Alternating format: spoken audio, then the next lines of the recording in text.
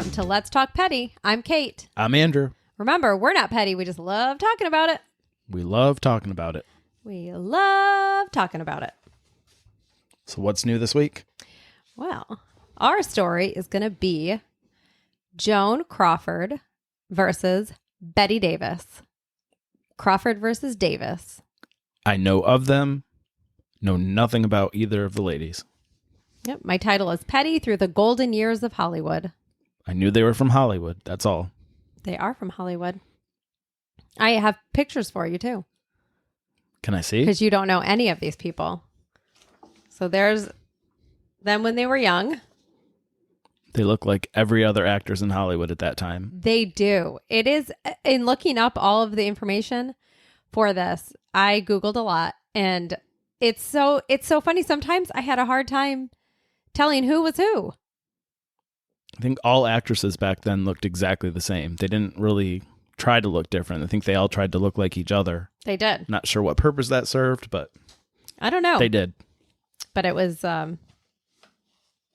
interesting trying to make sure I was getting right pictures and looking at the right people for this. I wouldn't know if you'd given me two pictures of two other ladies. Wouldn't have known. Yeah. That actually would have been funny if you just showed me two random ladies. I should have. And then been like, joke's on you, even though really you had no clue. Never would have known. I would have loved it. It would have been funny. But I will say, I'm not going to give a lot of background. I feel like if you don't know who these two women are, then look them up because they were big deals. Should we pause for a second so I can look them up? Do you want to? No. No. It'll be more fun this way. Yeah. Just go for it. But I am going to give a little bit of background. But Okay. The only reason I'm doing that is just to give a little context to their character. So you can kind of see why they are the way that they are and how they end up petty. That'll be helpful. Yeah. Go for it. But the rest of the stuff, anybody can look up anything. They can read the book that I read, which will give them tons of information, an overload of information. Anybody can look up anything. It's a very broad statement. Anybody can look up anything. It's a true fact. It's a true fact about anything. You can look up anything on Google now. It's not like Now, back in the day. You can look up anything on it now versus last year when you couldn't. It's a lot more wide open. No, but back then when these two were around, they didn't have Google. Obviously. Well, it kind of comes into play on certain things. So people need to remember that. Remember that there was no Google. Are you going to talk about Bette Davis eyes? No, but I am going to really want to sing that song the whole time. I want to bust out in song right now. But I'm not going to. It's a good song. Again, don't know the song, just know the title. Well, I don't even know if that's the title. she's got Bette Davis eyes. Is that the actual name of the song? Yeah, she's got Bette Davis eyes. Come Okay. on. No clue. Everybody knows Nope. that song. Whatever. I'm telling you, I know nothing about these ladies, so I am absolutely going in blind. Well, you're going to be blind until you look up, You've more showed me information. pictures of them. I That's got enough. everything That's I need. enough for you. All I'm right. good. Anyway, so we're going to get into it. We're going to start with Bette Davis. Bette Davis. Yep. She was a force from the time she was young. I don't like the sounds of that. She was. I feel like all Hollywood actresses and actors, especially back in this time, had humongous egos. Has that really changed, thoe? I think it's still exactly the same. Even the people that play it off like they don't have an ego absolutely have an ego. You think so? Yes. I feel like there are some that don't. They don't have an ego. I think there were people more humble back then than there are now. Well, these two are not humble. Obviously, if they're feuding. They're not humble at all. Seems like the people that are the least humble are the Mhm. ones that feud the most with everybody. Yeah. I mean, agree that's with just that statement. general across the board, not just Yeah. in Hollywood. But Yeah. Well, Bette Davis, and I'm starting with her because she is my absolute favorite, and you'll see why. I'm going to talk about her right now. okay. So she said that she always felt special, believing that as a child, the finger of God was directing the attention of the world to me. Yikes. She was also a petty perfectionist, once saying that during a circus she was at, the elephants were supposed to appear and dance on a rug.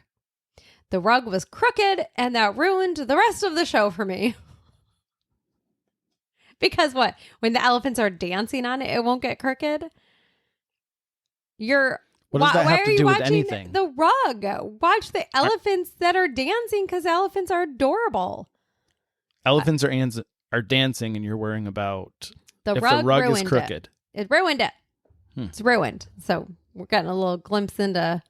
She better not go in her living room Bette right Davis. now because that rug is always crooked. Our rug is always dogs crooked. Dancing on it.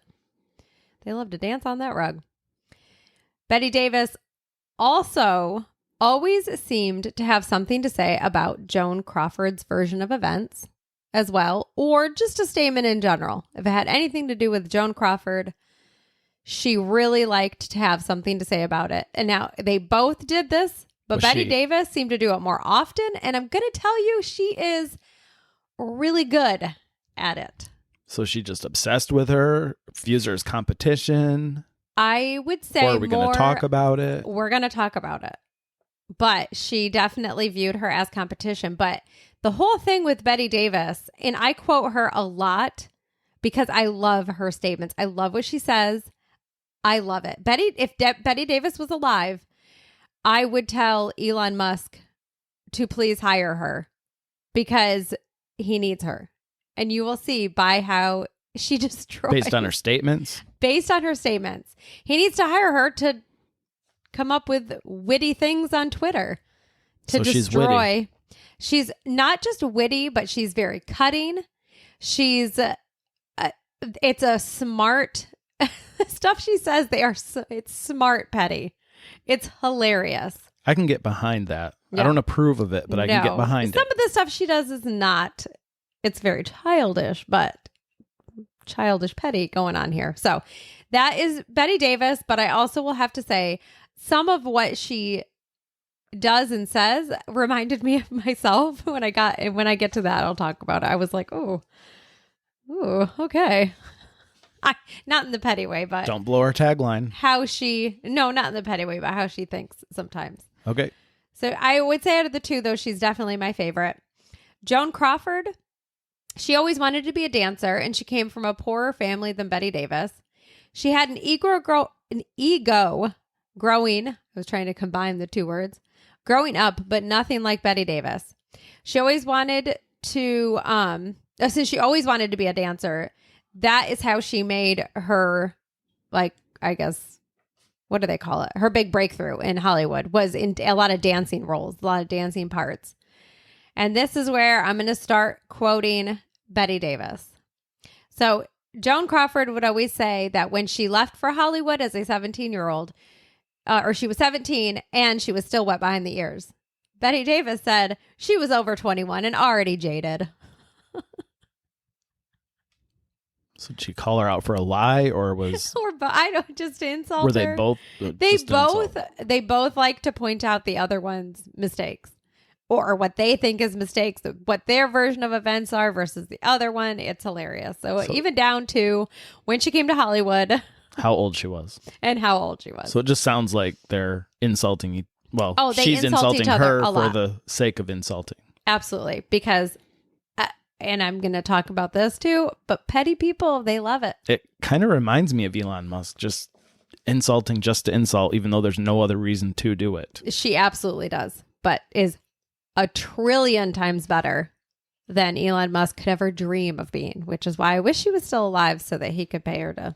So I was going to say this was stuff. Elon Petty, but maybe we should name it after her. Betty Petty. Betty Petty. It fits. Betty Petty. So we've got Joan Crawford. Her original name was Lucille Fay Lesieur, which I feel like is an awesome stage name. Yeah, but wasn't Lucille Ball back then? I don't think so. Was she before, after? I think she was a little after. Maybe Lucille Ball wouldn't have been Lucille Ball if she had stuck with Lucille. Or at least keep her last name Lesieur. I don't know. I love it. I like it way better than Joan Crawford. Yeah, but back then you had to have an American name to... I think it was more important to have an American sounding name to be popular. I don't think people cared back then. Yeah, well, it's funny that you say that part because her name, Joan Crawford, was picked by the readers of Movie World magazine. They put a thing out, and the winning name was submitted. Wait, so she got named by people? Yes, is what I just said. The name Joan Crawford was picked by the readers of Movie World magazine. Questioning it. So she just had a competition, or they did, and they said, this is what you're going to be called? Yes, Movie World magazine started asking people to submit names. The winning name was submitted, and it was Joan Crawford. What kind of a person are you where you're willing to accept that? This is a very different time. We are in old school Hollywood. What years were these? The roost. When Joan Crawford went to Hollywood, it was in the 1920s. But Hollywood ran everything back then. They have a lot of power and a lot of control. So if they say, we don't like Lucille Fay Lucio, you're changing it, they do it. There's no question about it. I feel like that still hasn't changed today. I feel like they kind of run things today. No, not like this. There's a whole thing in the book about it. They can make or break people just by having them in movies and make them popular and famous. If they don't want someone in a movie, and you'll never hear from them again. Yes, but not as easily as back then. Now there's like indie films. You can get famous from indie films. There's independent. Back then it was just pretty much two main things, which independent we're going to talk indie, about. The same thing. I will like to say that I don't really care. If I want to say indie and independent, I will. I'm going to say they're the same, but you can say whatever you want. I'm going to pretend that they're completely different. I meant like not indie and independent because they're same. Literally the same word. I meant like independent films, but you get recognized more. And I was thinking you could get recognized at, what is it called? The indie Sundance. Yes, that's what I was thinking. So you equated indie with Sundance. I did. They're close. I did not even get it out. They're close. Not even. We got to the bottom of it, so that's important. This is my brain all the time. I know what I mean, but it takes me a while to get there. I just need you to translate for me. But anyways, you got stuff like that, and it can make you famous. Back then, it was not like that. You did not have a lot of options. Well, yeah, you had to be on the big screen. Yeah, and she really did. Anyway, the whole thing I wanted to tell you about this winning name. I got sidetracked. And I also thought it was really funny that they even had to mention this because in all of these old books that I'm reading, which this isn't an old book, but it's from the 80s, it just shows you what a different time it was. The winning name was submitted by, and I don't know why they had to mention this fact, a crippled lady. Who cares if she's crippled? Who calls them crippled? Oh, in this book, that's what it said. By a crippled lady. It's exactly how I put it, too. But she was from Rochester, New York. Kind of our old stomping grounds. Somewhat. Almost. Yeah. I thought that was interesting. So they worked for competing movie studios, which is what I'm talking about. Let's just agree to never use that phrase again, crippled. Hey, I'm just quoting the book. All right. Sometimes you got to quote stuff. That's fine, but let's put an end to that. Well, yeah, I wouldn't ever be like, oh, look at that, and use that word. Felt icky, but let's move on. Well, sometimes you got to quote stuff. I know. So they worked for competing movie studios, with Joan working at MGM and Bette working at Warner Brothers, which were the two major ones. You did have, obviously, Fox, and I think it's, RKO Studios, but these were the two main players. They're the ones you wanted to be with. So Joan was already an established actress by the time Bette came to Hollywood. Their feud goes all the way back to when Bette was first trying to make it in Hollywood. Davis would feel like Crawford would often steal her thunder, even though quite a few of those times were very unintentional and really nothing that Joan could have been able to control. But you know how the petty mind works. Doesn't matter. It was done because everything is about them. It's always the other person's fault, causing all sorts of problems. Never always. them. And somehow they make everything about themselves. So our first example is in 1933 when Bette was going to become the star she knew she was born to be. The studio had set everything up for a big promotion for Bette's leading role in a movie called Ex-Lady. This was to be her breakout role, and the reviews were going to be ran in all the papers. But when the big day came, Bette excitedly started scanning through all the newspapers that had been delivered, only to discover that all the headlines and photos in the entertainment section were devoted to Joan Crawford's breakup with Douglas Fairbanks Jr., who was Joan's first husband. Let me guess, before you even say it, she's probably thinking that she did this on purpose at the time of her movie to take the spotlight off her. Basically, that is what... We're getting too good at this. That's what she is thinking. Because of this, her review was pushed all the way to page 27 of the New York Times, and it was just a brief review of the movie. Was the movie any good? I have no clue. I was not really ever a fan of them. I don't know why. I love old movies, and I used to stay up all night with Dad watching Turner Classic Movies. I loved to watch those movies, but their movies I could never get into. I feel like all the actors and actresses all sounded and looked the same. They all it was. I just didn't. I was not a big fan of it, so I didn't really ever watch their movies. I mean, maybe that's all that deserved. Maybe no matter what was happening, it was going to be on page 27. But it doesn't matter. Bette blamed Joan for the movie's failure. It was pulled from theaters only a week into running due to poor turnout. Yeah, that's not a good movie then. I would say it is probably not a good movie. Not that, I mean, maybe Betty's acting was amazing in it, but you can have one good actor in a movie or actress in a movie and it's not going to make or break it. So, I mean, it's going to not make it you know what I mean. We know what you're talking about. All right. So despite I don't even need setback, to translate that one. No. Despite this setback, Bette Davis did become a huge star, as we know now, and became direct competition for Joan Crawford. Undeterred by the failure of Ex-Lady, in 1933, Davis was adamant that she play the role of Mildred in the movie Bondage, which is another movie I don't know anything about, so don't ask any details. Before we go any farther, yeah, Joan Crawford was already doing movies at this point? Yes, that's what I said. Joan was an established actress. Got it. By the time Bette got on the scene. So she immediately wanted to be bigger than her in her first movie, thought that she was so great that she should have been better and bigger and more popular than Joan Crawford, even though she'd never been in a movie. Because the finger of God was making all the attention of the world go on Bette Davis. So I guess she was shocked. Apparently that movie studio didn't see the finger of God. They did not know that the finger of God was pointed the whole world at her.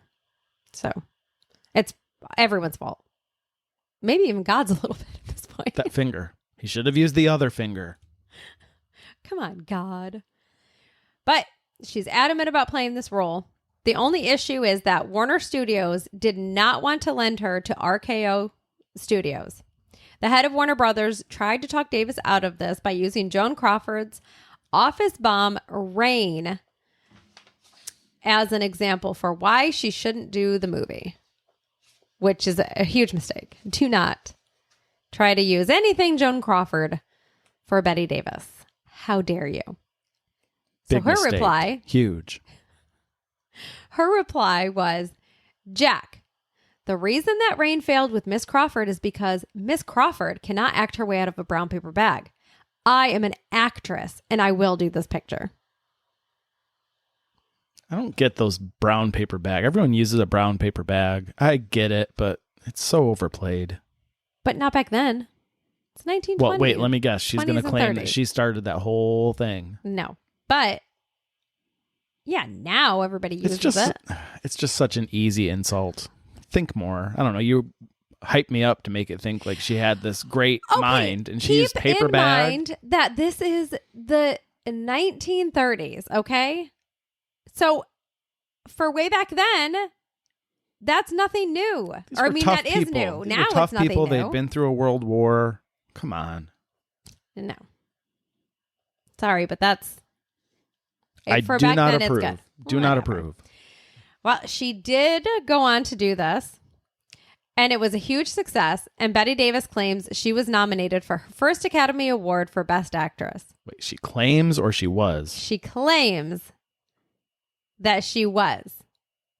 So then, okay. All right. we're just going to skip ahead And in 1973, which is 39 years later, Joan Crawford told a reporter that she was not nominated. She said, Miss Davis keeps perpetuating that myth. It's incorrect. Check the Academy. Which I did. Mm-hmm.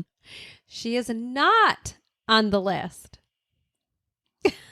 So did she go to those awards and expect to win? She did not. I don't know if she went to it or not, but I did look up the whole thing. So her whole story behind it is pretty much there was a big mix-up. And all of this... got lost in the mail. Pretty much. Mm-hmm. So it's... Sounds like something that someone would make a paper bag joke would say. Hey.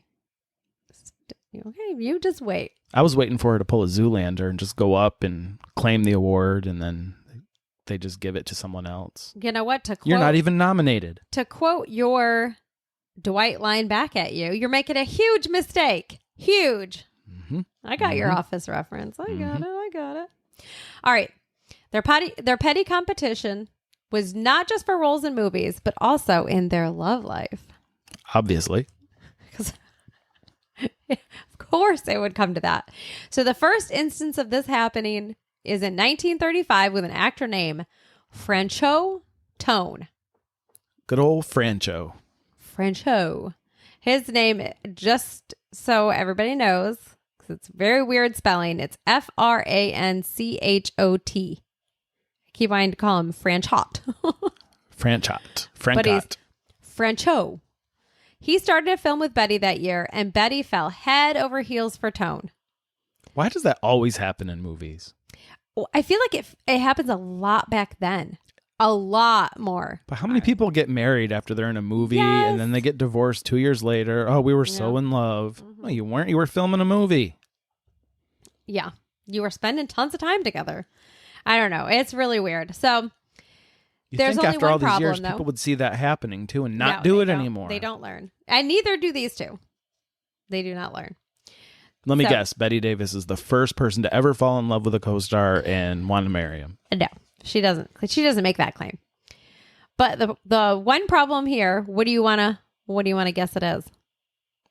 He's not interested in her. He's interested in Joan Crawford. Well, he was interested in Joan Crawford because he was already involved with Joan Crawford. Mm-hmm. But and Bette Davis had no idea, right? No, she knew. But no one thought this relationship was very serious since Joan had said many times that she had no intention of marrying Tone. Because remember, she already was married and divorced once. Bette Davis believed she was in love with Tone and that he was also in love with her. It was reported that they did have a lot of meetings in her dressing room so he could give her input on her character. Wink, wink. Did she hang a sock on the door? I think so.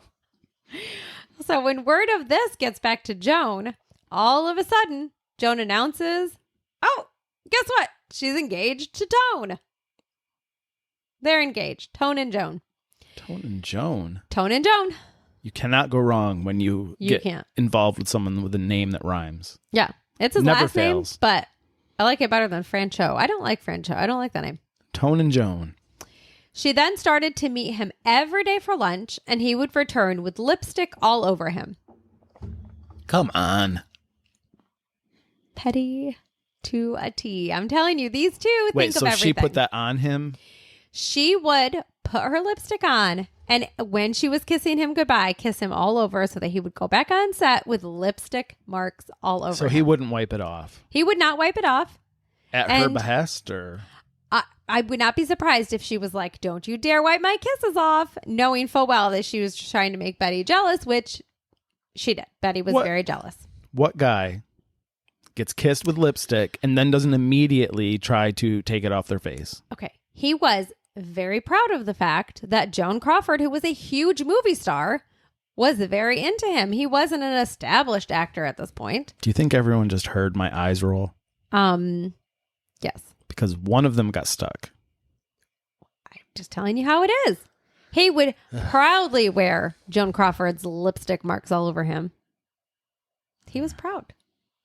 I liked it. So to try to combat this, Bette had the writer add more scenes of her and Tone together so they could have more meetings in her dressing room to discuss the changes. She upgraded from a sock to a sign that says, if this dressing room's a knockin' or a rockin', if this dressing room's a rockin', don't come a knockin'. She definitely did. But on top of all of that, Bette also openly admitted to many that she was plotting to steal Tone away from Joan. She was going to break up the Owns. I know.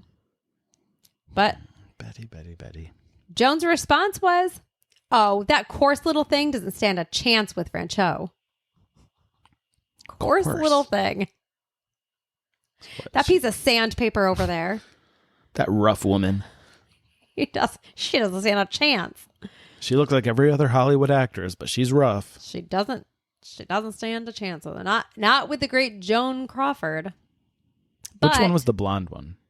That was Bette Davis. But she wasn't always blonde. As you will find out. So she's trying to act like she doesn't care. Joan doesn't care. But she starts visiting the set all the time. And while she's there, Joan acts normal and talks and laughs with everyone. But clearly she's there just to spy, to make sure that Bette and Franchot are not getting chummy. So she got in her head. She did get in her head. Bette would completely ignore Joan like she didn't even exist and would just keep her eyes fixed on Tone the whole time.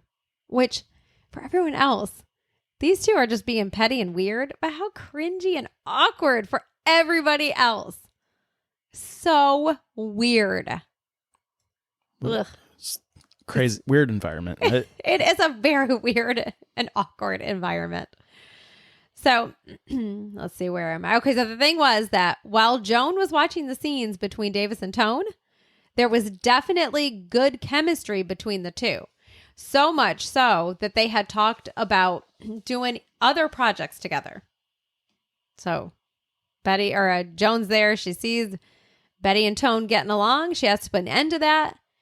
Guess how she does it? Guess how she puts an end to anything happening between them? She bought the rights to the next movie they were going to do together and fired her. She can't fire her from Warner Brothers. Well, no, from the script, from the movie itself. Nope. Good guess. But no, instead, 3 days after the film wrapped, Tone and Joan were married. Like that's going to stop them? Different time. This is our first time in our podcast, though. We're going to have a mention of it's a petty marriage. She married him just to keep him away from Bette Davis, so they wouldn't get together. But if they both know that, what's stopping him? Or does he not know that? He's clueless. Come on, he can't be clueless. I'm sure he was like, oh, I have two people fighting over me, and maybe he loved the attention. I'm sure he heard all the stuff about them having great chemistry, and I feel like he was a little bit clueless, and he was very much enamored with Joan Crawford. I feel like a guy with the name Franchot probably had some intuition that something was amiss. I'm sure he did, but I'm telling you, he was very much about Joan Crawford. He loved her. He just loved the rhyme. Maybe. Do you think they ever went out and wore Tone and Joan t-shirts? How come they never did? I'm Joan. He's Tone. They should have had a podcast. They should have had a Tone and Joan podcast. They should have. What a waste. Another one of those things, if we could go back in time. Yeah. Capitalized on that. If only Wanda could have made that a time machine. Could have had a radio show. They could have. Because people did listen. I mean, they were watching movies and stuff, but then that would take away from their movies, so they wouldn't do that. Joan would not do that. I'm telling you right now. I feel like Tone would. Maybe, but she would not. They could have at least had shirts made. We're going to make shirts. Okay. That's going to be one of our designs for this. The Tone and Joan shirt. That's some good thinking right there. All right. Write that down so I don't forget. So Bette moved on with the help of winning her first Academy Award for the movie her and Tone starred in. What movie was this? I don't know. We talked about this movie for the last 5 minutes. I was going to write down the name of the movie, but I feel like, or the names of a lot of these movies, but I feel like when I throw too many names at you, I start to lose you. You don't like that, like very detailed information. So I left some of the names out. So if you want to know the movie, just look it up on Google, which we've already established you can find anything out. Anything. You can find anything. Thank goodness for Google in situations like this. But it's the first movie that she won her first Academy Award from. So it's easy to look up. But Bette was not super happy about this. She's nominated at this point for her Academy Award. And she's not happy because she has a petty mind. And she felt like she would have won, or she should have won last year. That's the year she claimed was her first Academy Award nomination. And Joan was like, no, look it up. 2 words. Who cares? Yes. Who cares? Petty people care. You were nominated this year. She cares. Remember the rug. The crooked rug. This is her crooked rug. Don't understand these people. It's so foreign to me. I love it. When the time rolled around for the awards show, she wasn't even going to go, saying that Katharine Hepburn was going to win anyway. Her mother basically forced her to go. She went, but she refused to get gussied up. I love that word, gussied. I feel like they did that a lot back in the 30s, gussied up. Gussied up. She wore a navy print dinner dress and left her hair the natural brown color instead of dyeing it blonde like in the movies. But guess what? Wait, back then they would dye their hair to go to award shows? Absolutely. If it had grown out or you just let it like grow back out. The stuff that they did to their hair back then, I don't even know how they had hair left. You know, sometimes they would bleach their hair so bad that their hair literally would fall out. I did not know that. Well, now you know. It was a weird time back then, the stuff that they would do. But that's what they did. So she goes to the show. She wins. She goes up there. She gets the award. She's going back down to her table or by wherever Tone and Joan are. She gave credit to the finger of God in her acceptance speech. I did not watch her acceptance speech, but now I wish I had. Maybe she does. The finger of God led me to this award. Thank you, God's finger, for this award. I don't know. So, such a weird thing to even say. So if it was me that was there, like, working the lights or something, and I knew she was going to at least be there and have a chance to win, I would have had a giant paper mache finger. And when she came up to accept the award, I would just have it pointing down at her, just every once in a while, just coming in and out of the camera. And she's looking up. No clue what it is. No, I feel like she would instantly be like, there's that finger of God. Like she would just know. I don't think she's smart enough to figure that out. Oh, because of her paper bag comment, huh? You're just not going to let that go, What goes around are you? comes around. All right, well. Anyway, so she's going by Tone and Joan. And Joan is sitting there. She's too busy chatting with others to even acknowledge Davis. Tone gets up. He's congratulating her, giving her a hug. And then he says to Joan, aren't you going to turn around and congratulate Bette? Joan, she's sitting down. She turns her head from the table and she says, dear Bette, what a lovely frock. Then went back to her conversation. What's a frock? A frock. Talking about her dress. Remember, she didn't get gussied up? I don't know. Frock. I'm sorry. I don't know the word. It's an insulting word for someone's outfit that they're wearing. Is it similar to a smock? Yeah, I would say so. Frock. Like, she's making fun of the fact that she's just wearing this, like... So there's a dress, a beautiful... normal dress. ...gown that she could have worn. Then there's a frock. And then below that is a smock. Yes. She wasn't actually wearing a frock. It was a dinner dress. It was a nice dress, but it was not the glamorous, gussied up look that she belonged at an independent film festival, an independent film award show. Yes, she did. She's just Again, thinking if we could ahead. go back in time. She was just thinking ahead. So at this point, people are starting to notice these two, that they're going back and forth. So Bette's asked if there was any professional rivalry between her and Joan Crawford. Bette's response is, don't be ridiculous. No, sorry. This was years later that this was asked of Bette, and this was her response. But at the time, people were starting to notice. But Bette's response was, don't be ridiculous. We were two different types entirely. I can't think of a single part I played that Joan could do. Not one. Can you? I love it so much. It's So awful. It is not awful. It is a brilliant answer. It's her throwing shade at the fact that she felt like all the roles that she had were way above where Joan Crawford ever could be. I guess that's just how far away from petty I am. I can't even ever imagine making a statement like that. You would not publicly. ever make that statement. I don't think you would even think it in your head. It's so gross. Oh, the thing, though, about what Bette says is they were often up for the same roles. And that was part of the why they would always feud. So in 1937, they were both up for a role in a little film you may have heard of, Gone with the Wind. Heard of it, never seen it. Can't believe you've never seen that movie. Every year you say, we're going to watch that movie, and it never happens. There's so many movies that I want you to see. There are so many old movies that I wish you would watch. Like E.T.? No, I never liked E.T. I told you that. But I've never seen it. I am not a fan of E.T. Never have been. I think I've watched it once when I was a kid. Didn't like it. Not going back. Do you think you would have liked it if Bette Davis starred in it? No, I probably would have liked it even less because I really was not a fan of her. What about acting. Joan Crawford? No. Not a fan of either. Francho? Yeah, okay. I'd give it to Francho. What if Francho played E.T.? I would have been in. I would have been like, this is the best movie I've ever seen. I obviously would have already seen it, even though I've never heard of this man before 20 minutes Just ago. because of tone. All right, so both Bette and Joan felt the part of Scarlett was written for them. Scarlett, since you have not seen it, is the main character in Gone with the Wind. She the one that dances in the field? No. I don't remember. So I don't know why I'm saying no. I don't remember at all. So they both felt it was that's the written... Sound of Music, isn't it? Yes. That's the sound of Music. I've never seen that. No, you've never seen that either. There were also many times that Bette would have a leading man picked out for a film that she wanted to do.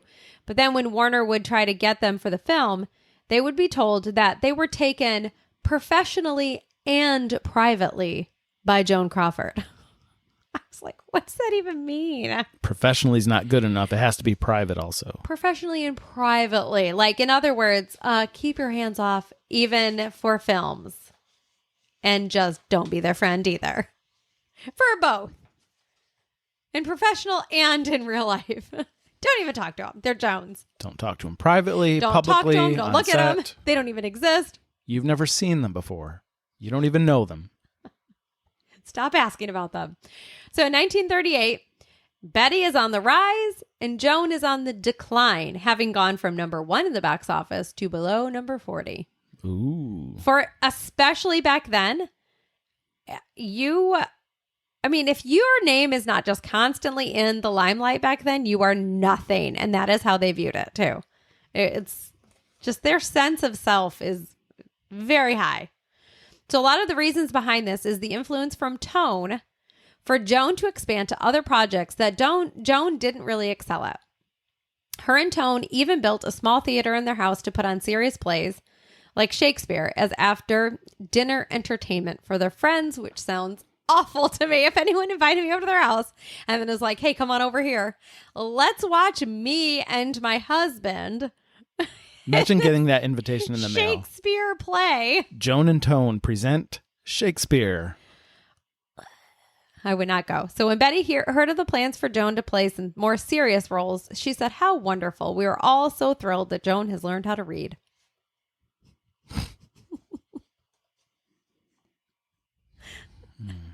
I like it. Joan's marriage to Tone, it didn't last. What? I know. I really thought they were going to make it. A marriage that was put together that quickly for a petty reason did not last. It did not last. So without his influence... I've heard of some crazy things. I know that this is the craziest. Never would have guessed. Never. So, but without his influence, she took a role that was her great comeback in 1939 in a film called The Women.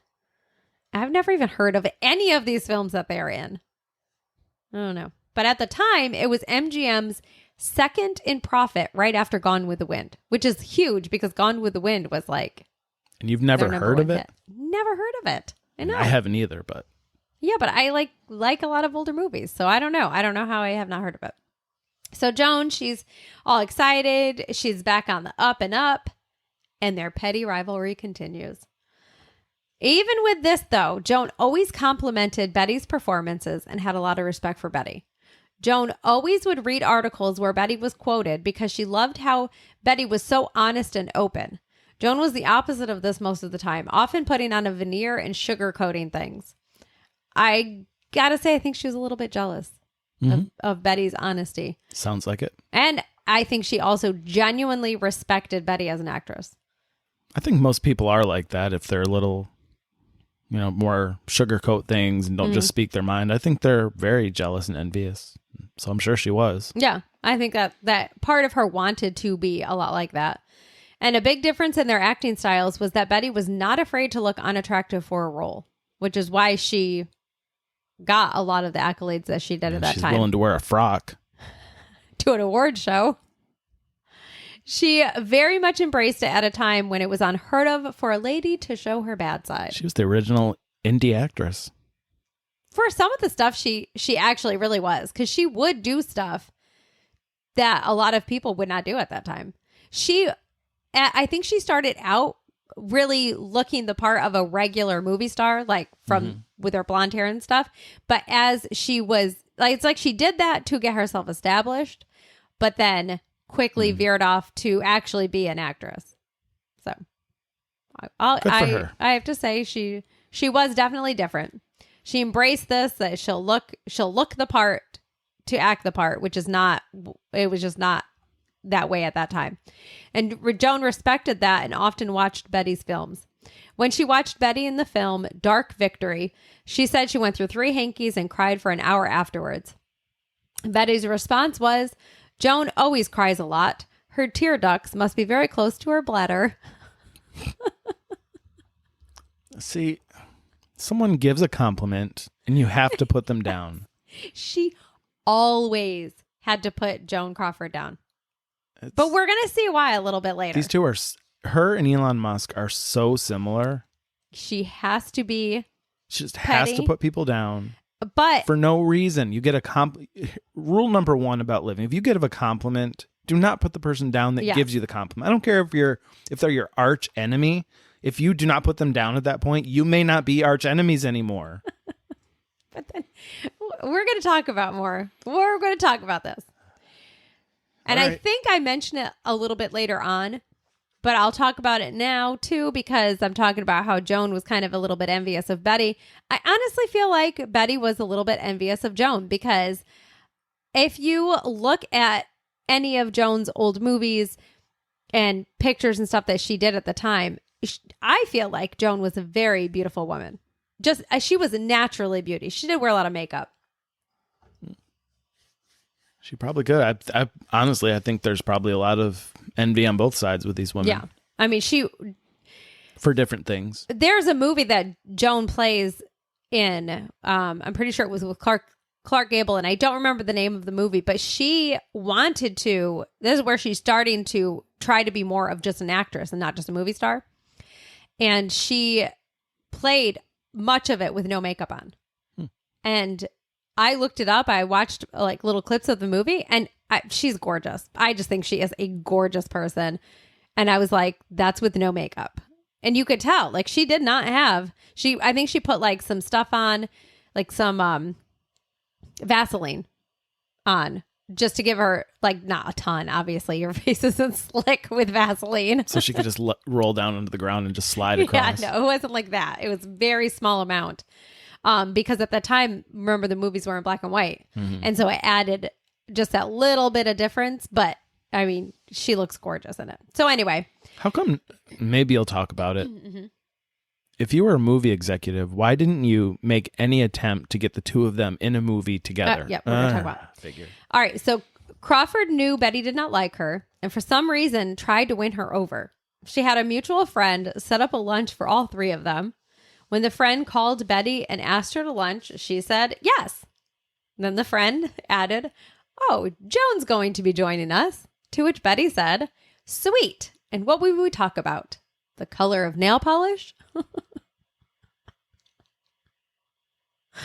don't even know what to say to that. That's terrible. It doesn't even mean anything. It does mean something. You have two very opposite people. Oh, is she making fun of the fact that she's all Miss Hollywood? Yes. And we're going to talk about it. But she started out like that too. You are going to hear. Not to the extent that Joan Crawford did. So Joan Crawford was definitely the type of person who had to be liked. And if you showed you didn't like her, she would campaign to get you to change your mind. Bette Davis was the type that not only could she care less if someone didn't like her, she was very comfortable with the fact that not everyone is going to like each other, so why try to force it? And that is where I'm like, I get you, Bette Davis. Because if I don't like someone, I am not going to pretend that I don't like you. You will definitely know I do not like you. Why am I going to force it? If we're very different, if you happen to be a petty person, I'm not going to give you the time of day. And so I do not pretend. I respect Bette Davis for that. All right, Betty. Yeah, you can just call me a Betty. I'm such a Betty. So she says, Joan and I have never been warm friends. We are not simpatico. I love that word. You don't look very impressed with that word at all. I love it. They were not very simpatico. I admire her, and yet I feel uncomfortable with her. To me, she is the personification of the movie star. I have always felt her greatest performance is Crawford being Crawford. So she's basically saying that she felt like Joan couldn't act, and that is why she always would call Joan a movie star, but she always referred to herself as an actress. So that's why that little comment there about what will we talk about? The color of nail polish? Makes sense now. All right. Yeah. I'm into it. So it's her, that's what I'm saying where it's smart petty. She's always got these little sly comments to remind Joan Crawford that she does not view her at the same level as Bette Davis was.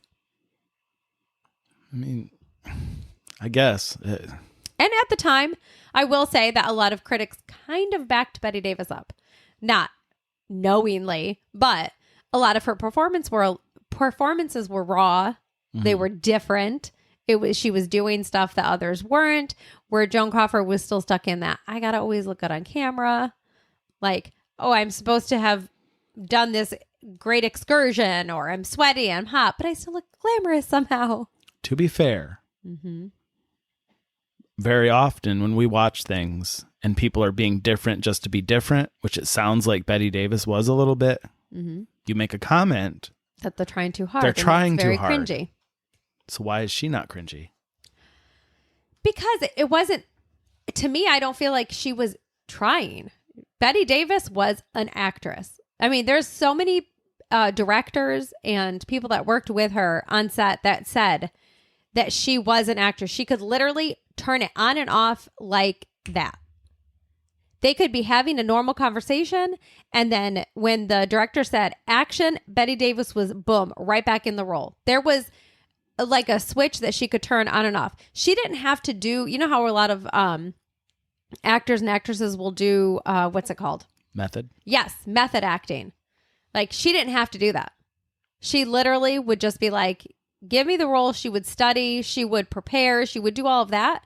But once that was over, like, she was done. She was out of it. It's like, I'm this different person now. And when the director says cut, I'm on my way. Nothing I just did affected me. You know how a lot of actors will also say, like, I played this role, it was a really creepy person, or it was this or that. Didn't bother Bette Davis at all. She'd do anything. She could do literally anything because she was an actress. And that's how she viewed it. So to her, it was very natural. So it's just performance. Performance, absolutely. But that's what a lot of people do in art now that you don't like. It's all for the performance of it. And yes, they're trying very hard to perform. Sometimes they go a little over the top. I don't know. And so, okay, but Bette Davis does go over the top in a lot of her things. A lot of the stuff that I watched. Are you going to call that cringy? I didn't like it. I wasn't a fan of it. But some of her later performances, we're going to talk about it. We always do. All right. And so, as we've seen, Bette Davis is very just out there with her comments. She just says it. If she thinks it, she says it. Joan, she's a little bit more sly with her comments. She's like, nice frog. That kind of a thing. She's not as open. She will say comments back to Bette Davis to combat what she said, but she's only saying that because obviously she was forced to say it. So so I make sure I've got it. Is Betty or Joan Crawford, is she the one that you said was more of like the sly, like witty type of petty where she would say things, or that was Bette Davis? Betty Davis is the more like the smart stuff. Like you have to think about what she's saying. Like, really, what was she saying behind that? I said Joan she's a little bit more sly with her comments. Like she'll say a comment if she's forced to, but she tries to get people to like her more. But she's also very petty. She's all like super petty. Just want to make sure I had it straight. So here we go. Bette Davis, she's played 3 roles of unattractive characters. And now she has decided, I'm ready for a makeover.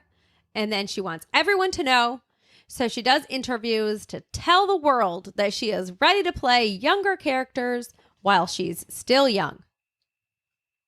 Just a simple little getting the word out there, partly because it's an easy way to let other directors and writers know, because at this time, a lot of writers would literally write movies around an actor or an actress. Like, I have these people in mind and I want them to play this movie. And then they would write it and they'd pitch it to them. Doing this herself? She's doing this herself. Did she not have a manager that would do this? Or was she did, but I mean, they were working with her for this, but this is the plan. I don't know exactly who's behind this whole plan, but this is her plan. So a quote that she put into Cosmopolitan is going to show you how much Bette Davis loves to... When was this? This is in... What year were we coming out of? I don't know what year. We're like 1939, 1940. Cosmopolitan was a magazine way back then. Well, obviously, because this is a quote from Cosmopolitan. A lot of the stuff has been around for a long... Yeah, they've been around for a long time. But we're going to see how much Bette Davis loves to petty antagonize Joan Crawford. She loves it. And we're going to talk about why, too. She said, "You don't have to be beautiful." Joan Crawford, who was far from beautiful, had maintained and even increased her popularity throughout nearly a decade. Then followed that statement up with this sentiment, saying that Joan resembled a self-satisfied village siren, but through diet and mental development, she had swept complacency away. I was like, what are you even talking about That's here? That's a lot of rambling. It is a lot of rambling, but it's basically her fancy talk of saying, you know what? Joan was just a plain Jane, but with a lot of hard work. Look at what she did with herself.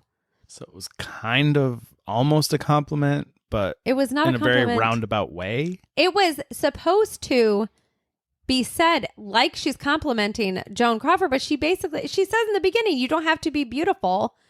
Joan Crawford, who is far from beautiful, who are you looking at when you're talking about Joan Crawford? So obviously she's jealous. Obviously she's very jealous. And she's just trying to cut her down. She's trying to say it in a smart way. It's not smart. It's petty. That is too much. It's a little ridiculous. Over the top. So I read that and was just like, ugh, that's cringy right there. So during Betty's golden years in Hollywood, many said she was very trying to work with. From everything that I've read, you're never going to guess this, but she seemed to thrive on conflict. What? And she wanted to create as much friction as possible. Huh. So Bette was known to be difficult to work with, and actors who co-starred with both her and Joan said working with Joan after Bette was like going on a lovely holiday, which is saying a lot since Joan could also be very demanding as well. The difference was Joan was more apt to try to make people happy so as to manipulate them to get what she wanted. But she too loved the drama. When asked if she minded the games and infighting that went along with being a star in Hollywood, Joan replied, "Honey, I thrive on that stuff." Mm-hmm. People still say that, say things like that today. Yes, which was my next sentence. It seems to be a theme of all petty people live by. Like, that is their theme. I appreciate the feedback, negative or positive. I thrive on it. It's like oxygen to them, I feel like. And without it, it's like they're suffocating. So they just have to create that turmoil and drama. So over the years, they both had many tiffs with other actresses, but none of them could hold their own against these two. They just never would keep going back and forth. But since the two loved it, I think that's why they would just keep going at each other, because they had an equal competitor or something in their eyes. It's so weird. But the real drama would come in 1943 when Warner signed Joan on to a long-term contract. Remember, Warner is Bette Davis's studio that she works at. So right away, Joan started the pettiness by choosing the dressing room right next to Bette, even though she had a choice of 3. Because of course, please tell me she had a door put between the two dressing rooms so that you could just walk in anytime. No. I think that Bette Davis would have boarded it over and put a sign on the other side. Do not disturb, or out of order, or something. Yeah, no, she would not have had that. Now, Joan did try sending Bette flowers and small gifts in an attempt to get on Bette's good side and saying, let's meet whenever. But they've already tried this once and it didn't work out. It did not work. And so Bette just sent them all back. And then she said that she found the whole thing odd, unsettling, and grotesque. Which I've never heard anyone describe getting flowers and small gifts as so she sent the flowers, but grotesque. She refused the flowers. She refused all of it. The flowers, the little gifts, everything. She sent it back as odd, unsettling, and grotesque. What a jerk. I mean, she is very much known for just, if she does not like you, why is she going to pretend? And I do respect that. You don't have to pretend, but you can at least appreciate the effort that somebody is making. If she takes the gifts from Joan, then what, does she have to give her a thank you card? Oh, you got to write a thank you card. I don't like this person. Okay, but why are they sending me this? But the normal person says, hey, I appreciate the gifts and the effort, but I'm not really interested. You don't have to send me any more things. Let's just leave things the way they are. Well, she's not normal. It's a reasonable thing to do, right? She's not normal. We've already established she's a little bit of a weirdo. All right, so now one of the main reasons that Joan claims to have gone to Warner's is because they owned the rights to Ethan Frome. Yeah, it wasn't made back then. It actually is a movie that wasn't made until 1993, but I still never heard of it. She wanted to play Maddie, who is the young servant that Ethan Frome falls in love with, and Zenobia, the carping wife who care for the crippled couple after their attempt at suicide fails to be played by Bette Davis. So she wants to be the young, attractive person. And hey, let's have Bette Davis play this carp of a wife. Because that's not asking for any trouble. I love these words we're using this episode too. It is nice. I like it. So everybody is like, hold on a second, because Bette Davis, she has her eye on playing that part. Not to mention, she's trying to distance herself from playing characters that How did they think this was ever going to work out?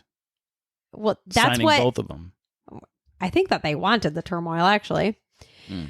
What do you say? No press is... No, I said no press is good press, but all press is good press. Even bad press, whatever. They want it all. So, of course, Joan's picking this as her first major role. This is what she wants. Everybody's like, hold on. So after this, she's just kind of difficult. She starts refusing so many scripts that Warner threatens to put her on suspension. Her reply is, then take me off salary until you find me a suitable script. Reasonable. Or just like, let's be difficult just to be difficult, because that's what petty people do. They can't help themselves. So at this time, she's not working. And it's making her feel like Bette is superior to her. And so Bette obviously feeds into these by acting like Joan was beneath her. Like, yeah, you're right. You are beneath me. She'd go around telling people that she found Joan to be boring and that she is so opposite of herself. And then she would also call Joan the mannequin from MGM. But I really like that one. I just thought it was funny. Like, she's so boring and she's got like no personality like whatsoever. So she's like that mannequin over there. You and I are seeing Bette Davis very differently. You're seeing her through Bette Davis eyes. I have Bette Davis eyes right now. I can't help it. I don't know. I'm not a big fan. She cracks me up. Not a big fan. But as per usual, Joan does not stay on the bottom long. She was in a movie called Mildred Pierce in 1945, and it was a huge hit. I don't know anything about that one either, so don't ask me any questions. But at the time, Bette had a film called The Corn is Green that was getting mediocre reviews. So they had both of these films come out. Probably one's getting the good title ones. was so ridiculous. I thought the same thing. Hey guys, come on, go check this corn out. It's green like the grass. I don't know what the whole setting was, so I shouldn't make fun of it. I imagine that's exactly what it was. Yeah, just like that. That's all the film is. It's just people talking about this green corn. They go all season. They plant the corn. They work hard. They start husking it and green corn. Then they try to spend the whole next year trying to get to the bottom of why they have this green corn. That's all the film was about. No wonder because of bad reviews. So Joan actually ends up, now it's her turn to win the Academy Award for Best Actress. That's a podcast right there. I think I just came up with. What? Just give me a title of a movie and I'll come up with some ridiculous script of what it actually is. Well, that's just a logical a logical way to go with The Corn is Green. There's probably no corn in the movie, and the color green is probably not in the movie at all. No, it's black and white. Like I said. So Jones, she's here. She's winning her Academy Award. So Bette Davis goes around and she makes sure to let everybody know, you know what? I did not vote for Joan. Because petty people have to make themselves known for everything and make everything about themselves. So columnist Hedda Hopper said, if you value your life, do not bring up the name Joan Crawford in Queen Bee's presence. Queen Bee. That's what everybody called her. The Academy Award gave Joan new confidence, and she also started to wield power and prestige. She even said that maybe now her and Bette could work together. No. Bette said, when hell freezes over, one comeback performance does not constitute a career. Never mind the whole fact that she's been in Hollywood for a while. She literally says the career. I just think that's so funny. It's just like, that's another thing. It's like all petty people seem to forget anything else before this situation. Just forget about it. Nothing existed before this point. Nothing. Just right now is all that matters. So at Warner, Joan started to get roles that Bette supposedly was promised first pick of. To get back at Joan, Bette would demand certain things to throw a wrench in Joan's movies. For instance, Bette insisted she have a cinematographer that Joan always used instead of the usual cameraman who had worked with Bette on her last two pictures. Bette also competed with Joan when it came to her wardrobe on her movies, always needing to one-up her whenever she could. So her wardrobe has to be better than her wardrobe. Who's to say whose wardrobe's better? They were. Because honestly, Joan did do that a little bit as well.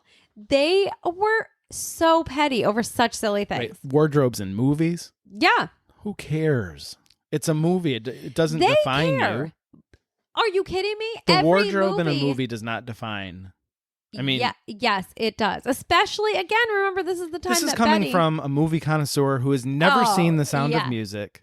You are definitely... I am the person that you should be asking these type of things about. You are correct. I'm so sorry. What was I thinking?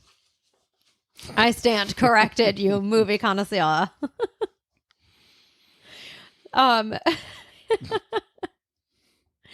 It's a big deal. All right. So they're so petty. They're going back and forth about their wardrobes. And on top of that, Bette also insists that her movies are released before Joan's movie, even if Joan's movies are done first. So both actresses, they're going to Warner. They're complaining to him about the other one in the hopes of getting their way. So Bette won this time, and her movie was released in the 1st of October in 1946, and they waited and didn't release Joan's until December. And both films this time, they did well, but again, Joan's got better reviews. Why do these people they're enabling these women to just keep acting like this? I think at that time, they very much were enabling them to, again, get that press.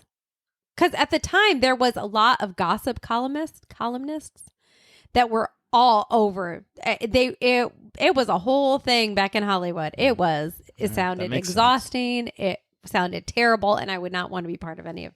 Old Hollywood sounded awful. I don't agree, but I resigned to the fact that is how probably what happened.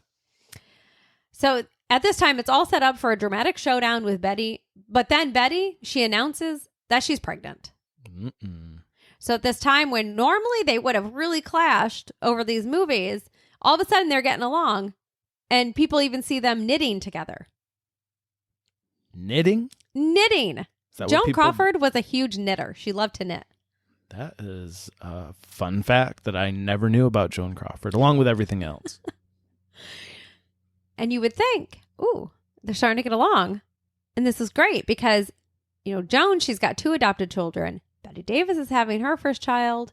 Now, for Maybe anybody the kids will bring them together. For anybody that's not a movie connoisseur like me, mm-hmm. I'm going to tell you right now, it's not what it seems. What's not what it seems? These 2 getting along. What? Don't be fooled.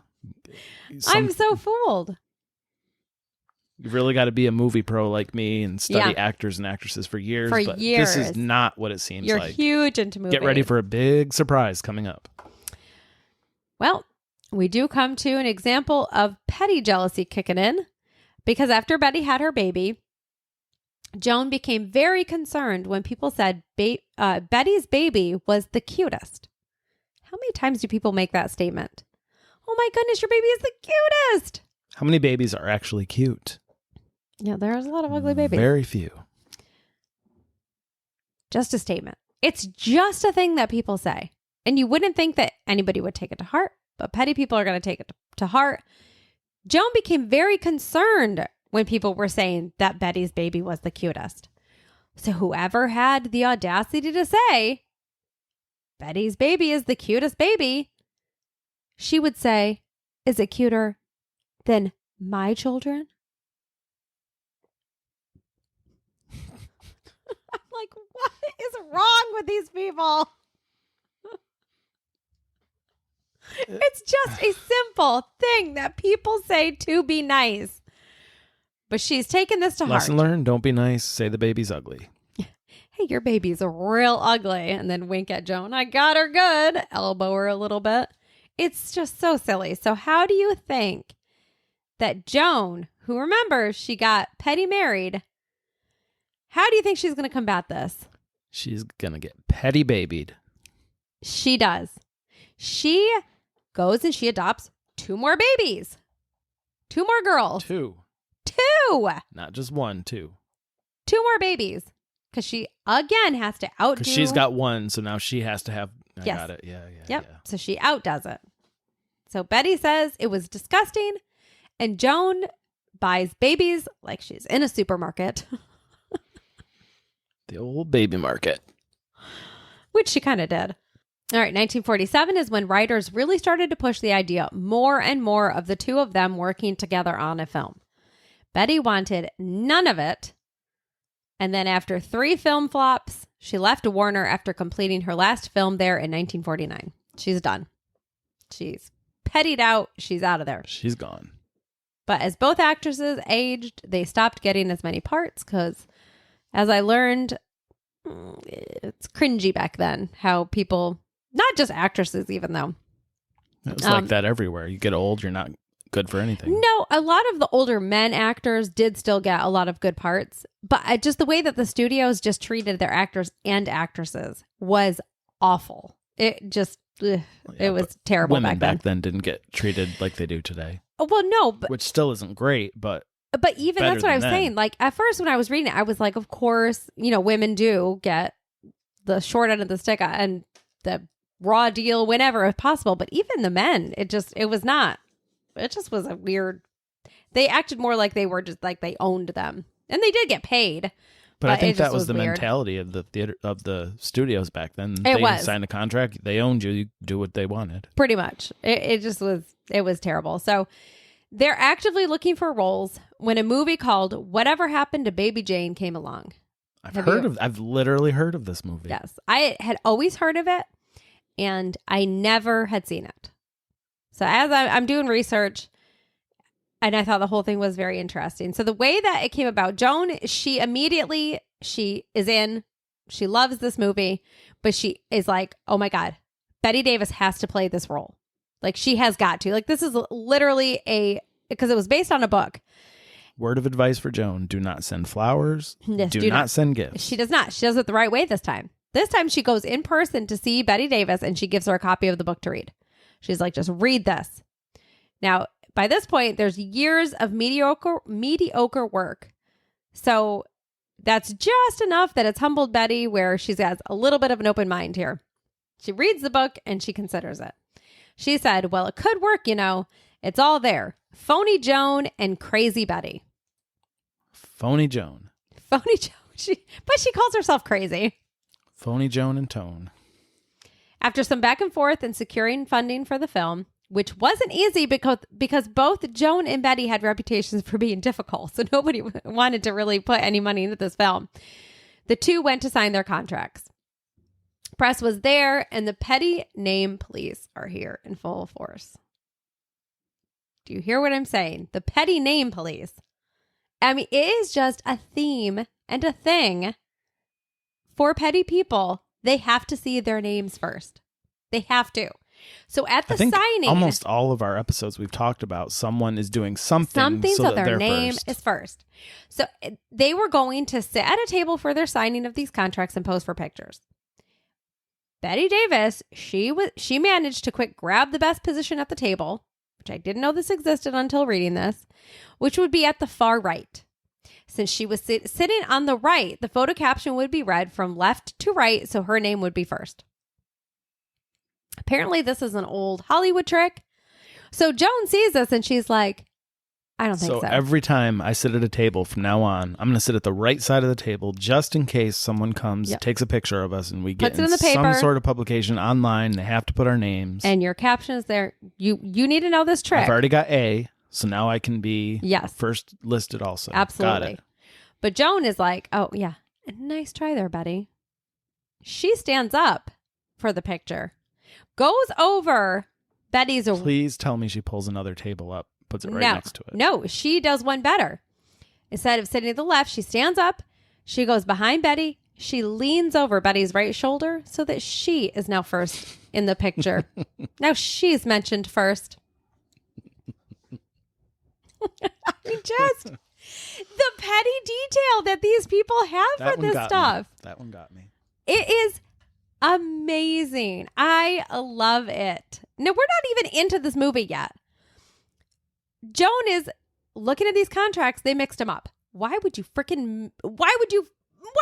these up? Whoever was the person who did that, I'd want to kill them if I was the director. Because Joan spots right away, Bette is going to be given $600 a week for living expenses. So they have their salary, have what they're going to make off the film, but they also have this in there. And she's like, $600? That's more than I'm making. So she demands $1,500 a week. I thought you were going to say 601. No, but $1,500 a week? I mean, at that point, you're mad that she's getting more. You might as well mad go and for you're it. petty, so might as well. So in the beginning, they are going along. Oh, we're getting along so well. They go to these interviews with these gossip columnists, and they're not giving them any ammunition, nothing. Everything's going along because they need this film to work. Guess how long their niceties last? 17 days. A week. About a week. I tried to give them so much After credit. that, the director received the brunt of their petty by getting a call every single night at his home after filming to listen to them complain. They just call one after the other? They would literally call one after the other. But who called first? They would both try to be first, I think, but it's whoever he happened to pick up and talk to. He'd be on the phone with like one for an hour, hang up, and then the other one would call immediately, and he'd have to be on the phone with an hour. It's so exhausting. And it was stupid stuff like Betty is complaining Joan is trying to upstage her by not adapting to the pace of Betty's performance. Like, she's playing a different part. What? Why does she have to stick? Like, it is so weird. So Joan, though, she wanted to look good. And so she wasn't going to approve of anything that didn't have her makeup perfectly. I don't want to look like a washed up actress, even though she's playing a washed up actress in the film. They had to compromise. Joan went halfway with her look. And Bette, of course, hated it and would make comments as much as she could. They'd go back and forth about She this hated all it the because time. she tried to look good. Yeah, because she's playing a role where, remember, Betty goes all in. Actually, I have a picture you can look at so you can see the difference. They're both playing washed-up actresses. Do you see how Betty goes all in? Yeah, I mean... She made herself She's look like a crazy person. Looking like a crazy old hag. Yes, she is. And Joan Crawford, I don't even know how to describe her. I mean, she does look older. She looks older in the film than she does in real life.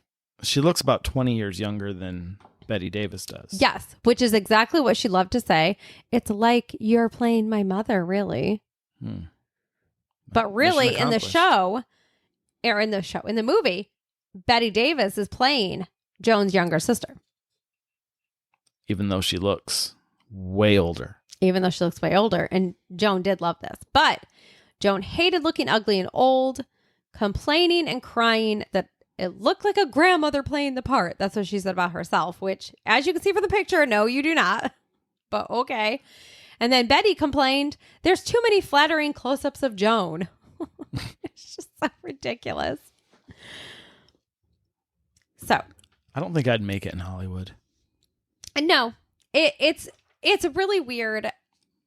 I do have to say, though, even though I'm not a fan of either of them, I had to go ahead and I had to watch the movie, Whatever Happened to Baby Jane, because all of these years I've always said I was going to watch it and I never have. Doing this Give me your review. research. Okay. I loved it. I felt like they both did an amazing job. So I'm going to say it. All of the years of pettiness made this movie as great as it was. It was literally like they were playing themselves almost in the movie. But could you feel it while they were acting, like the Absolutely. petty tension between them? You could see the petty tension between them because you haven't seen the movie. And if anyone hasn't, and I'm ruining it for you, it's a movie from what did I say? 1946. So I don't feel bad. 80 years is... It's good. 75 Go years, see it. whatever it is, spoilers are over. So in the movie, Baby Jane was the star. That's Bette the character Davis. that Bette Davis plays. Joan Crawford was her older sister who was always on the sideline. But as they grow up, Bette Davis's character, Baby Jane, doesn't stay very popular. And all of a sudden, Joan Crawford's character, Blanche, she becomes this crazy, great movie star. They hate each other, though. And so in it, you see in the beginning of after the little stories told, Joan Crawford's character goes to hit Bette Davis's character when they're young in a car. And she gets into this car accident and she becomes crippled. Because she's trying to... talking about legit hitting them. I could just imagine all this years of tension just getting ready to slap her in the face. They do have slapping things in that, which it's hilarious. But so she has to play a cripple. So all of these years she has to play. I'm sorry, but that's how the thing talks about. I don't know what you want me to do. I'm saying it how it is in the thing. All right. She has to play as, I think she's crippled from the waist down. So she can't use her legs. So she's disabled from the waist down. All of these years where Bette Davis was saying that Joan Crawford is not a good actress, she is completely wrong. They both are very good actresses. They play their roles perfectly in this movie. But the thing that makes the movie what it is the pettiness between the two of them. All of that petty tension. You can see it through the whole film. They write it into the movie, like in the script, or they just kind of... That is the book. The book was written, I don't think these two were even in mind, whoever the author was who wrote this book. And then it was adapted into this. So these two literally were the perfect two people to play these parts. Yes. And you see it through the whole thing. It is so funny. In it, Joan Crawford was supposed to be smacked around with Bette Davis. Bette Davis knew how to throw a slap where she doesn't actually ever touch the person. Joan Crawford just has to look like she is. Joan Crawford would not do it. She made her double stand in because she did not trust Bette Davis to not slap her for real. I wouldn't trust her either. And then there's a scene in it where the Baby Jane character just kicks the crap out of her sister. She's kicking her across the room. She is like pounding her. And Joan Crawford was supposed to lay there, and then Bette Davis was just going to kick around her. And she's like, no way, I'm not doing that. So they actually literally put a mannequin down for Bette Davis to kick. And she kicked the mannequin. This was years after she said she's just a mannequin. After she called her a mannequin. Which is pretty funny. She was kicking this mannequin so hard that people were afraid she was going to break her foot. She was so into this, kicking the like dummy of Joan Crawford. For a petty person, Joan Crawford never should have agreed to put that mannequin down. She really just played right into what she said. She did. I really am a mannequin. She called me a mannequin once. MGM. No, I don't want any mannequins on the set. Well, the whole film, I think they did a phenomenal job. But it's so funny how just the little stuff that they did. Like, they did eventually have to have like scenes of Bette Davis's foot going around Joan Crawford, and Bette Davis accidentally, quote unquote, did get her in the head, kicked her in the head. She had to get 3 stitches. So, of course, Joan's not going to let that go by. So in one of the scenes, she has to take her out of the bed because she's passed out. And to make herself heavier, she put a weighted belt around her waist. So the scene, she has to be this lifeless body. And so Bette Davis is dragging Joan Crawford out of the room, and she is struggling. And knowing this information before I watched the movie, I was dying laughing during the scene because you can totally tell she is struggling so bad. And then she gets out in the hallway, and that's where the scene cut. And all of a sudden, everybody hears Bette Davis screaming at the top of her lungs because she threw her back out, carrying Joan Crawford out of the room. Just the level of pettiness from these two. And there's more. After this, there's even more. There's stuff about like an Academy Award that Bette Davis was supposed to get, and Joan Crawford threw a wrench in that. It just was this whole thing. It's amazing. The feud between these two lasted until Joan Crawford died in the 70s. Any chance they got. Did Bette Davis have anything good to say after she died? She did, actually. There's a book that Joan Crawford's adopted daughter wrote about her, which is funny because Bette Davis's daughter later on did write a book about her. It's called Mommy Dearest. I actually read that book years ago, and Joan Crawford is crazy, if you can believe what her daughter is saying. Didn't they come out with some show or something? Yes, like that long there's ago? a movie based on it too. I'm pretty sure it was a movie. And Bette Davis stuck up for Joan Crawford, just saying that she thought her daughter was a terrible person for doing that. She's like, that's something you just don't talk about. This is a woman who took you into her house. You were literally an orphan with no parent. And I'm sure she wasn't always the best, but this is like, you could have had a much worse life, is basically what she's saying. Right. In the foster system. She stuck up with her for her there, which is funny. But any other time the two were asked about each other, if it had anything to do with their films or something, they always had something negative to say, even after all that time, which I thought was so funny. It's just, and the way they would say it too. I feel like petty people, doesn't matter how many years go by, if you bring it back up to them, they will talk about it with the same conviction. They go right back into the moment. Viciousness as when it first happened. Which I thought is so funny. It lives in their head. The book that I read is Bette and Joan, The Divine Feud. It is so much information and so detailed. If you want a very detailed, just whole story of not even just the feud between the two of them, but the feud that they had with a lot of different people. It's a super interesting book to read. It's just a lot of information. I just was like, ugh. But it's a really good book. I mean, the person who did the research for that, my hat off to them, because it was great. Sounds like you took a lot from it. I did. I enjoyed it. I enjoy reading about people's ridiculous pettiness. I do. But I will now say that I've seen, finally, Whatever Happened to Baby Jane, and I loved it. I thought it was such a good movie. It would not have been made if it was not for these years of pettiness. So 2 thumbs up for the movie? 2 thumbs up to all their pettiness that drove them to the point of making this amazing movie. So I guess that wraps up our first edition of Kate's Movie Corner. Maybe How many podcasts do you want to get out of this podcast? Maybe a recurring segment on this podcast. We'll see. We'll see how people take it.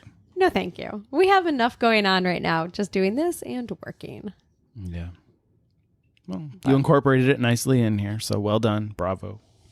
I thank you. But no, this was a lot of fun to research. I enjoyed it. While you didn't like Bette Davis's comments, I loved them. I could tell. It was great. Well, I appreciate all your research. I've learned a lot, and I need to run to the Petty Roundtable because I've already got ideas of what's going to happen to these two. So let's go. All right, let's go. All right, so fast run over here, Petty Roundtable. I'm a little winded. That was the worst fake winded I've ever heard. What if you whisper? You're winded. Do I sound winded? Oh my gosh, you're so winded. So I came up with this idea like halfway through while you were talking. I had to write it down, although I don't think I could forget it. But these two just perfectly, they're both ridiculous. I'm not a fan of either of them, even though you like Bette Davis. I like Bette Davis. There was some funny little things here and there, but I'm just not. I like how she was honest, and I love how if you didn't like someone, she was just like, I don't like you. I get it. But I liked it. I liked her comments. So just not a fan of Petty overall, but yeah. So seeing that these two are movie actresses, are they both dead? I assume. Yes, they're both very much dead. I didn't know. I knew one was because you mentioned it. But what would have been great, since they're both actresses, is... I thought you were going to say, since they're both dead. Since they're both dead, it's great. No. They should have had scripts written for each of them to play the other person. I was thinking that in my head as you were going. So Bette Davis would have a script of Joan Crawford, and she would have to play her however she wants to. Just give them the scenes and let her play Joan Crawford however she wants. In a few scenes, this is what you have to do. Put it together. Same for Joan Crawford. Yep. Here's your scenes. Act like Bette Davis. Let there be some kind of Academy, whatever. Judge it. Whoever wins, you can make it Petty. Obviously, it's going to be Petty because there's no way they could do it seriously. No. It would be hilarious to watch I can picture both of them would be just so over the top ridiculous. I mean, you think about like Saturday Night Live, how they go over the top ridiculous, making fun of people with how they dress people up and put makeup on them to make them look like someone else. I feel like these two would be even better than anything you'd see on any sort of improv set. Yes. It would have been amazing. I think Joan Crawford would have done it. Even I would watch watch this movie. I would watch this movie. No, this is punishment. You have to. Oh, they have we to. Put this into place. You don't get a chance to. You cannot reject the petty punishment. You can't turn this down. You have to do it. I'm trying to think of what the winner gets. I mean, I guess... Well, obviously an Academy Award, because that would just drive the other one nuts. They hated it when the other one won. Yeah. And the other... Okay, so there it is. They would win an Academy Award, whatever you want to call it. And the other person would have to present the award to the person that won it. Just as the final blow to it all. That would have been amazing. And that is my punishment. It's final. No getting out of it. That's what they have to do. I like it. Fair? Fair. I don't know how fair it is, but it's funny. It is funny. And I remember what else I was going to quick say. I did not realize that until I did my research. Based on this book, there is I think it's on FX, a whole story about this, a whole TV show about it called Feud. And they have Sarandon playing Bette Davis, which she does. Susan? Yes, she does. See, movie buff. Can't Put one by me. Movie buff. She does a incredible Bette Davis. And they do a really good job with it. I probably won't watch it, but no, you won't. I watched it because of this research. They do a couple things that aren't. If that's not correct that's in the book. So it's not like all factual, but they do a pretty good job sticking to most of it. All right, well, maybe in our show notes we can put a link to that. Yes. If someone wants to click on it and be right to the show, make it easy. Well, for you them. have to pay for it on most things, unless you have FX, the app. Oh, got it. Yeah. Well, we'll it was still very link annoying it. trying to watch We'll it. still link it. Yeah. We'll still link it. Maybe someone will be able to watch it. Well, I like your punishment. They have to play each other. I'm pretty happy with it. I feel like that's one of my better ones I've come up with. It's a pretty good one. Not Your best one was Wanda's. That was the best. I loved it. But this is a pretty good one too. This is. I had this one halfway through the episode. This would be hilarious. It would be awesome because then we'd be able to enjoy it too. Like we get to enjoy their performance on Whatever Happened to Baby Jane, and we also get to watch this performance of them being each other. Just capping it off that the other great. person has to give the other person the award that won. Just icing on the cake. Perfection. I don't know if it's petty perfection, but it's pretty close. Well, I really like it. And again, I know this went a little bit longer than normal, but our normal is like an hour and We don't have a normal. it's just we go back and forth so much. There's so much to talk about. It's hard to condense it down. Yeah, we probably could split a few of these into 2 episodes, but meh, that's a lot. Just go with it. Not break up the flow. Yeah.